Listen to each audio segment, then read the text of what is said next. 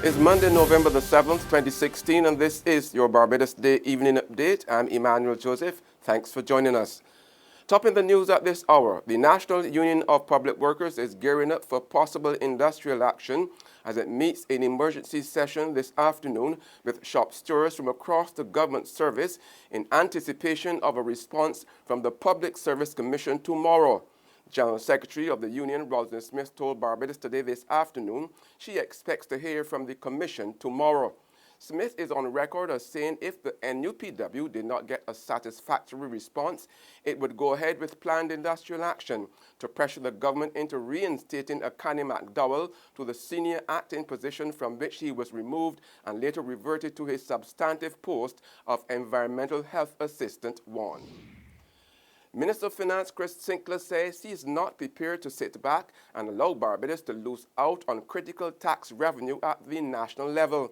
In fact, Sinclair says he is confident the Barbados Revenue Authority is in a better position now to help the island adjust to the massive losses experienced as a result of not being able to cash in on international tax revenues over the years. We are now just 2 years into the existence of this critical institution, and I'm happy to report that already we are seeing significant progress in the reconstruction of our national tax platform relative to the level of operational efficiency, tax policy and practice integration, internal workflow mechanisms, and of course, more concerted leadership in tax transparency and compliance issues. We still no doubt have a lot of work to do with the BRA, including the question of the integration of customs into the Revenue Authority and the codifying and operationalization of a single taxpayer IT system.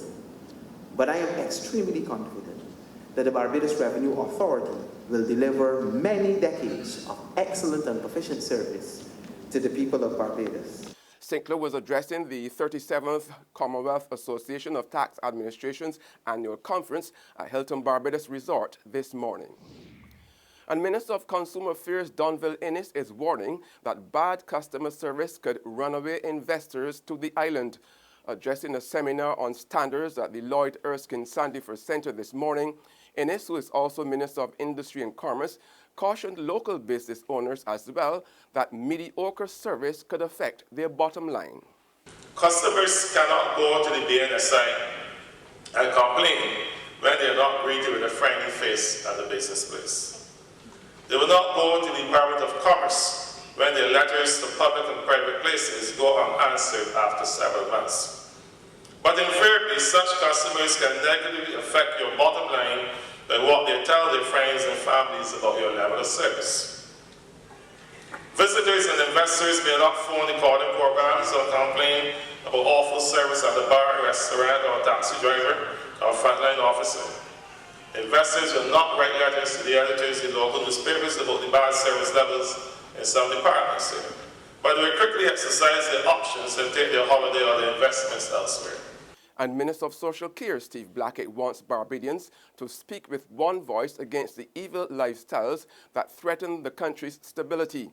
Speaking to Barbados Today at the conclusion of the second annual Barbados Rally on the Family at the Bay Street Esplanade last night, Blackett pleaded with residents to stand firm against those foreign mores that could rob the island of its traditional values. I believe that the church is speaking with a oneness at Eden tonight, and I share in the thoughts that have been expressed by most of the speakers, that there are certain things that are affecting Barbados or attempting to affect Barbados that we have to speak with one voice under the divine leadership and sanction of the Almighty. And I believe that we heard a lot of that tonight from all of the speakers, and I want to concur with them as a member of government and a member of the cabinet, and especially as Minister with responsibilities for ecclesiastical affairs. And I'm certainly at oneness with them, like I said before, and I hope that Barbadians are mindful that we are a blessed country, a country that has been shielded by the hand of Almighty God from most of the things, the evils that have prevailed in other parts of the world. There's regional and international news after this short break. Get your paper, get your your paper. Only 225, 220. Who? For what? That's the bear still news. I don't read about that on Barbados today since last night. That can't only can't do. 220. Who? The Barbados Today, news you can trust. But Maisie, this Christmas will be the best Belgian Christmas for we. Maisie, it is all because Republic Bank just like Santa Claus. Maisie, fix up the kitchen and a new TV we get in. A special time to commemorate. Republic will help you celebrate. Get ready to celebrate 50 years of independence right through to the best Bajan Christmas ever with a Make It Happen loan of up to $50,000 from Republic Bank. Give your home a good old Bajan spooser, buy some new furniture and appliances, or take an after-holiday trip to visit loved ones over and away. You could also be one of our lucky winners to share in fabulous prizes. Just visit any branch to apply. Go to republicbarbados.com or call us at 227-2700. We're also available via Skype and FaceTime. Special conditions apply. In Bajan style, it will be great with Republic Bank. Republic Bank, we're the one for you. These papers is selling at all. Get your paper. Only 225, get your paper. Get your paper, miss. Look, take it, I can pay for it. Barbados Today, all the way.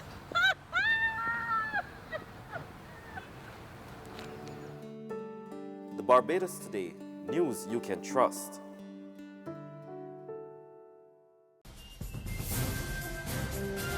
Welcome back with news from the region now. Guyana appears to be experiencing a crisis relating to the escalation of patients seeking dialysis treatment.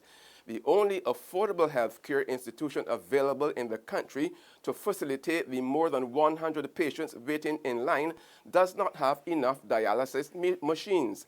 Handel Duncan reports. Between 110 and 120 patients are on dialysis throughout the country. And for some of those patients, the Georgetown Public Hospital Corporation is the only option in light of the astronomical cost that is associated with the medical procedure. Dr. Kishore Prasad is a transplant surgeon and head of the nephrology department at the GPHC. Georgetown Hospital cannot refuse to admit any one of them, and we cannot discharge a patient without having a dialysis plan for them.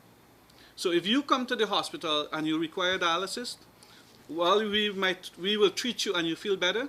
You end up living in the hospital until you can gain some money to go to another center.